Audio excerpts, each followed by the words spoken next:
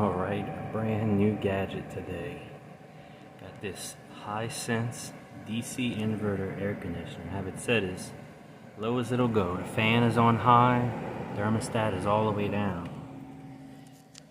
But get this, only drawing between 150 and 300 watts. It jumps around a bit, but overall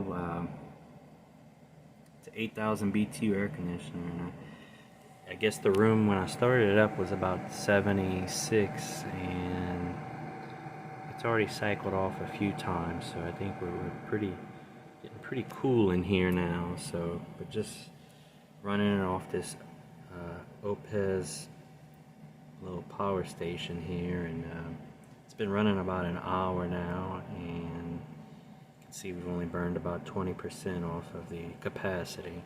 So really nice little air conditioner, 8,000 BTU. We have central air, but I got this as a emergency backup. I had a little Frigidaire 5,000 BTU, but it was an inverter. It just used 400 to 450 watts constantly. So this one does kind of fluctuate around depending on the amount of heat it's trying to remove. But overall, I am extremely impressed with the power consumption of this thing. I'm a believer in inverter air conditioners now. No surge. You could run this thing off of a 500 watt power stations. I have not seen it go, even when it was warmer in here, it would only go between 400 and 500 watts. But overall, really impressed.